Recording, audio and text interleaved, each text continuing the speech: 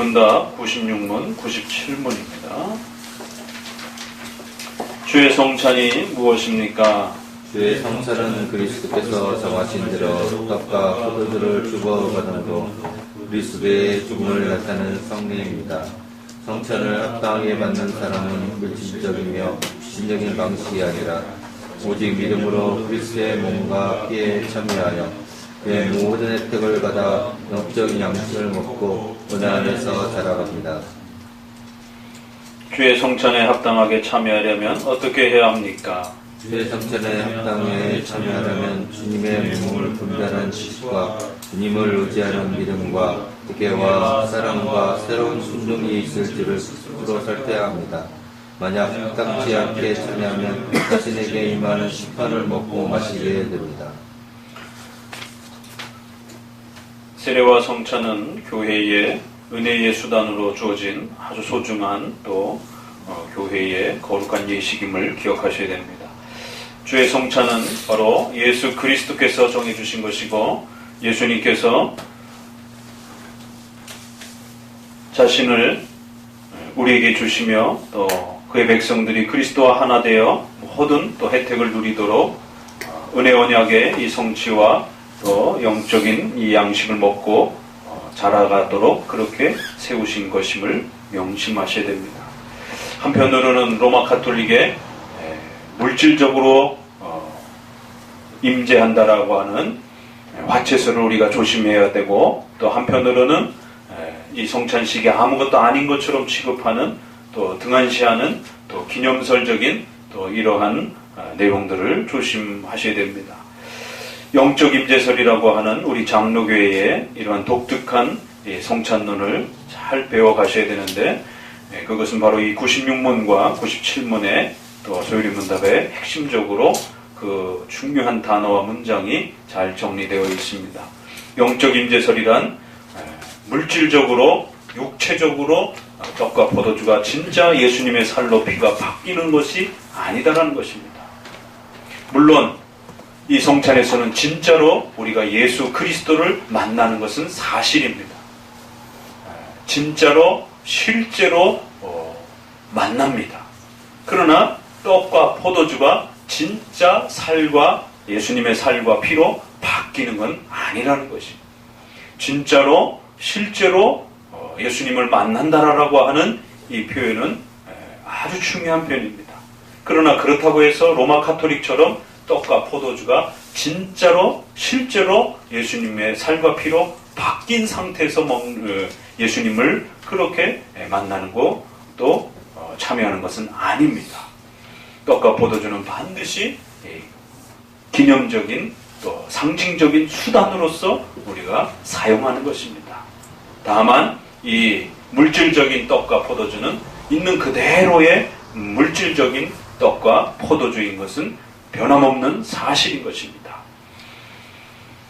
그러나 이 도구를 잘 말씀을 통해서 사용하게 되면 바로 예수 그리스도를 이 성찬에서 진짜로 실제로 만나게 되는 또 놀라운 성령의 역사가 있다라고 말합니다. 그래서 이 성찬은 아주 신비로운 그러한 교회의 예식이다라고 말을 합니다.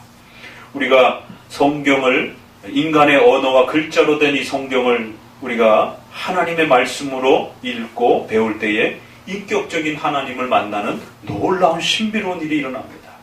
어떻게 인간의 언어로 기록되어 있는 이 글자를 읽을 때에 어떻게 놀라운 하나님과의 만남의 이 신비로운 역사가 일어나는가?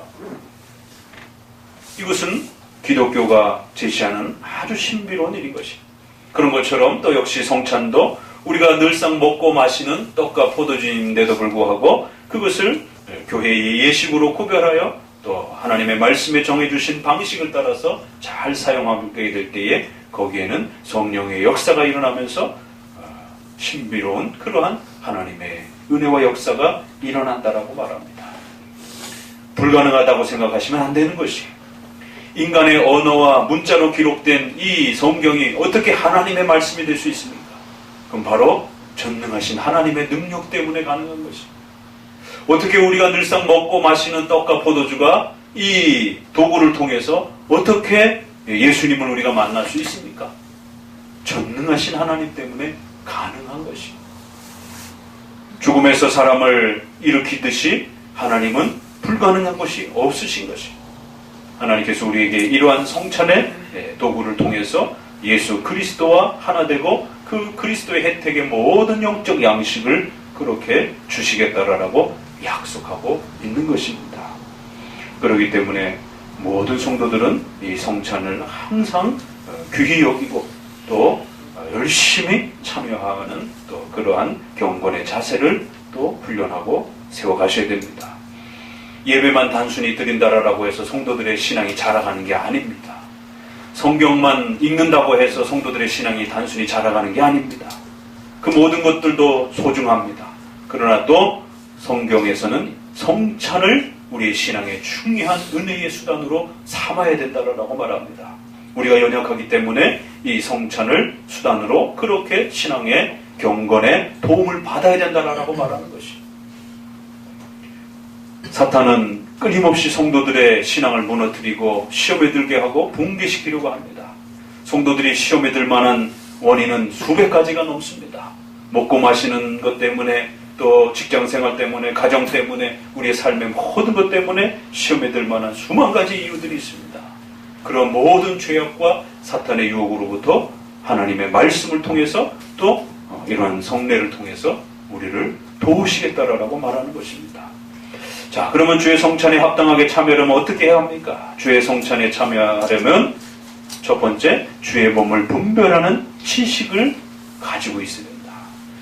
성찬은 신비롭고 놀라운 기독교의 예식이기 때문에 여기에 대한 지식과 배움이 반드시 있어야 된다고 말합니다. 세례는 신앙 고백을 하지 않은 어린아이에게도 하나님의 언약의 혜택을 따라서 우리가 유아들에게도 세례를 줍니다. 장로교에서는. 그러나 세례는 구원의 표시이기 때문에 어린아이에게도 그 신자의 가족에게도 허락되어지는 겁니다. 그러나 이 성찬은 자라감에 대한 영적 성장에 대한 문제이기 때문에 어린아이들에게는 주지 않는 것입니다. 적어도 이 성찬이 무엇을 의미하는 것인지에 대한 올바른 성경적 지식을 갖추고 있는 자에게만 허락된다는 것입니다. 성찬이 무엇인지를 배워보지 않고 이 성찬의 신비로움을 경험할 수 없는 것이. 성찬을 배우는 만큼 여러분은 성찬의 그 혜택을 누리게 됩니다. 주의 몸이 무엇인지, 이 성찬이 무엇인지를 분별하는 지식이 있어야 되고, 주님을 의지하는 믿음과 회개와 사랑과 새로운 순종이 있는지를 스스로 살펴야 합니다. 두 번째는 반드시 이 성찬을 통해서 우리의 믿음과 회개와 하나님께 대한 신앙에 대한 새로운 반성을 또 각성하고 또 우리 자신을 돌아보는 그러한 또 시간을 통해서 이 성찬에 참여하게 된다라고 말합니다. 성찬은 끊임없이 믿음으로 자라가는 그런 영적 성장의 또 그러한 내용이기 때문에 우리 자신의 죄와 악을 또 살펴야 되며 또 하나님께 대한 새로운 순종과 더 최선을 다하고자 하는 그러한 믿음의 새로운 결단들을 고백하는, 우리는 하나님 앞에 언약을 하고 하나님은 우리에게 또 하나님의 그 거룩한 언약을 우리에게 주시는 그러한 시간입니다. 바로 은혜 언약의 성취입니다. 그래서 하나님이 우리를 붙들어 주시겠다라고 하는, 결코 버리지 않겠다라고 하는 강력한 또 약속의 표시이고, 또 우리는 하나님의 사람으로 살아가겠습니다라고, 하나님의 백성으로서 그렇게 믿음으로 살아가겠습니다라고 신앙의 다짐을 또 약속을 하는 시간입니다. 믿는다라고 세례를 통해서 신앙 고백을 하고 교회 안으로 들어오지만 우리의 믿음의 연약함 때문에 얼마나 우리는 그 세례의 약속을 저버리고 시시때때로 하나님 앞에 신앙의 이 자리들을 소홀히 하는지 모릅니다. 하나님과 거룩한 언약을 통해서 이제는 예수님을 믿는 자가 되겠습니다라고 세례를 통해서 그렇게 엄청난 거룩한 언약을 약속을 하고 들어왔지만 많은 여러 가지 어려움 때문에 또 우리는 그 약속을 시시로 깨기도 하고 또 등한시하기도 합니다. 그래서 이 성찬을 통해서 다시 한번 우리가 고백했던 그 세례의 의미가 무엇인지, 우리가 신자가 되겠다라고 하는 그 신앙 고백의 약속이 무엇인지를 우리 스스로 돌아보는 또 그런 시간인 것이. 그래서 우리가 하나님 앞에 고백한 약속이 무엇인지, 하나님이 우리에게 주신 약속이 무엇인지, 그 은혜 언약의 참된 의미가 무엇인지에 대해서 깊이 다시 다짐하고 헌신하는 시간입니다. 그래서 이것을 우리가 사크라멘트라고 하는 라틴어로 이것을 표현하는 이유는 군인이 군대에서 맹세를 할 때에 그 맹세라는 말이 이 사크라멘트라고 하는 성찬의 그러한 단어입니다. 헬라어로는 미스테리온이라고 하는 이러한 독특한 단어를 쓰는 것은 이건 신비, 미스테리라고 하는 그런 영어의 어원을 가지고 있는 미스테리온이라고 이렇게 표현을 할 때는 그건 아주 신비로운 일이다라는 또 그런 뜻을 쓰기도 하는 것입니다. 그래서 헬라어를 쓸 때와 또 라틴어를 쓸 때와 또 영어로 또 이렇게 쓸 때에 그런 표현들이 조금씩 비슷하면서도 또 의미들을 보강해가는 것을 보게 됩니다. 세 번째, 만약 합당하지 않게 참여하면 자신에게 임하는 심판을 먹고 마시게 됩니다. 마지막 경고는 이 성찬이 너무너무 중요하기 때문에 이 성찬을 등한시한다든가 또 성찬에 참여하지 않는다든가 성찬에 참여해야 될 자격을 갖추고 있음에도 불구하고 성찬을 소홀히 하는 그러한 태도에 대해서 엄중히 경고합니다. 또 성찬에 참여할 자격이 없는데 또 성찬에 함부로 참여하는 것에 대해서도 또 엄중하게 경고합니다. 둘 다 경고를 합니다. 그렇기 때문에 정식으로 그 교회에 등록된 신자 외에는 이 성찬의 자격을 주지 않는 것입니다. 장로교회, 개혁교회는 이 성찬에 참여하는 자격을 엄격하게 규제합니다. 이 성찬의 이 질서를 잘못 행하게 되면 성도들 전체가 벌을 받게 되고 그 교회의 지도자들도 벌을 받게 되는 것입니다.